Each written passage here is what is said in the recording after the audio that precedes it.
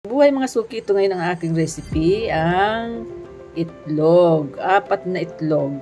Ang masarap at masustansyang itlog.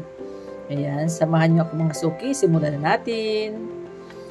Ayan, ito na mga suki ang sunod natin gagawin. Babatihin lang muna natin yung itlog.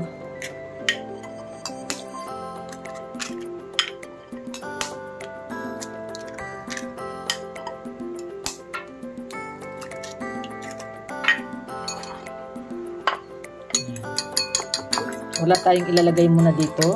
Babatihin lang natin siya.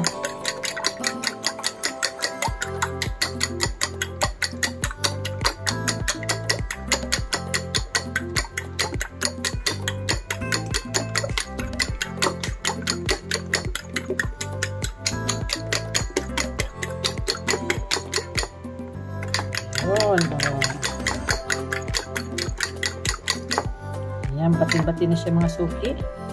Ayan, magluluto na tayo. Pwede na tayo maglagay ng olive oil. Pwede na natin ilagay mga suki yung ating bawang.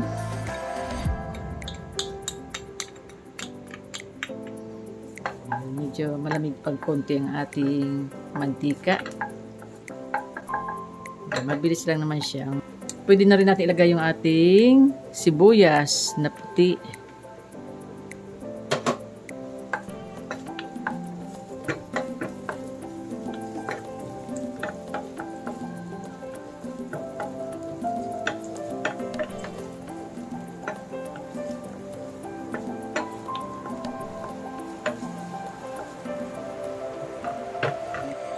Then, isunod natin ang kamatis.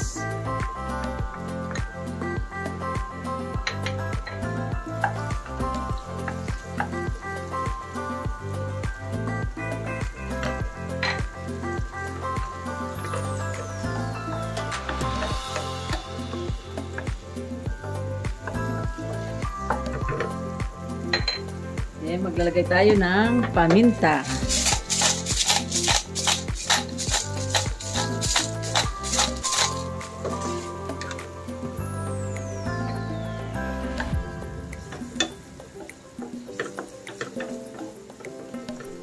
Yan, haluin lang natin siya.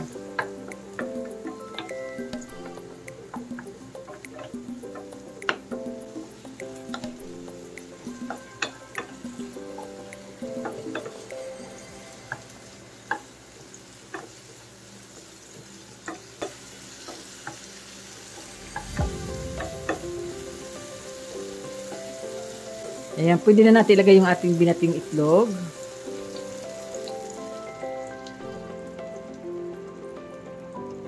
Ayan, sarap. Ayan, pwede na natin lagyan siya ng Himalayan salt.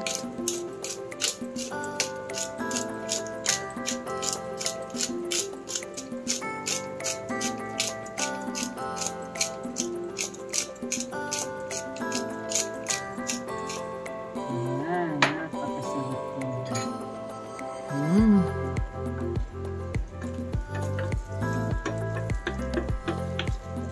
Yan, haluin na lang natin siya.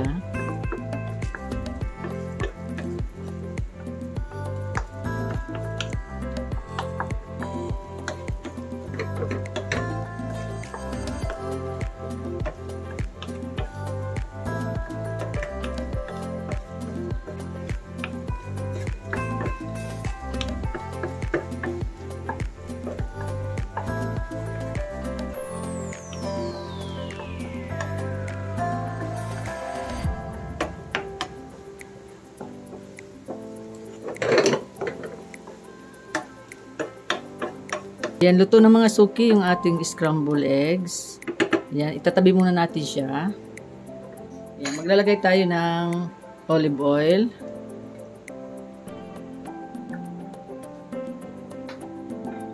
Yan, pwede na natin ilagay mga suki yung ating bawang.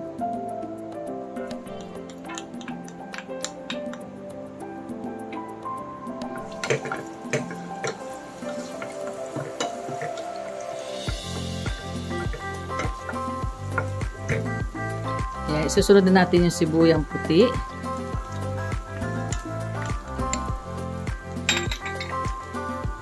Ayan, haluin lang din natin siya.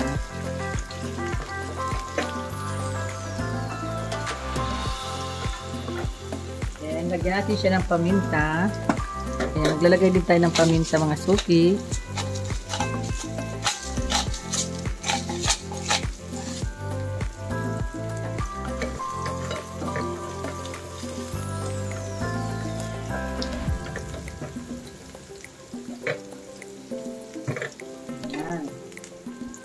Pwede na natin ilagay yung ating kangkong. Ayan. Ang masustansyang kangkong at pinakamurang kangkong. Ayan. Takpan muna natin sa mga suki para kumupos yung ating kangkong. Ayan. Naglalabasan.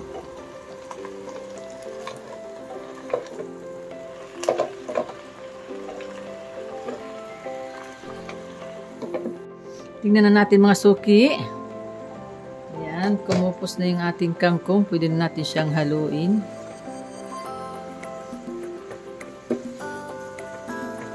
Ayan. Kailangan muna natin siyang lutuin dito sa isang kawali.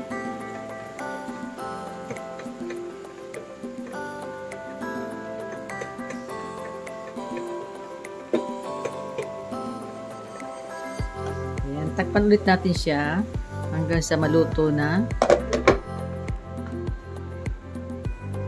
Tingnan na natin mga suki, baka luto na yung ating kangkong. Ayan. Oh, pwede na siya. Luto na oh. Ayan. Ang sunod natin gagawin mga suki, dahil luto na yung ating kangkong, ilalagay na natin yung ating scrambled eggs.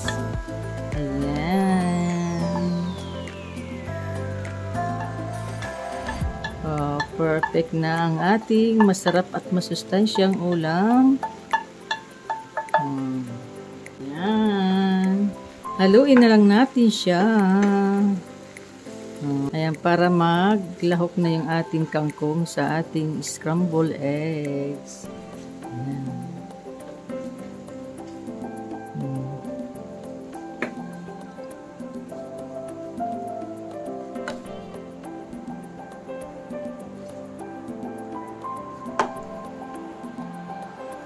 Hiwalay-hiwalay natin yung ating kangkong para maglahok na dun sa ating scrambled eggs. Sarap. May tumalbong sa. Diba? Sarap ng ating ulam ngayon. Yan, dahil sa itlog, sumarap yung ating kangkong. Ayan.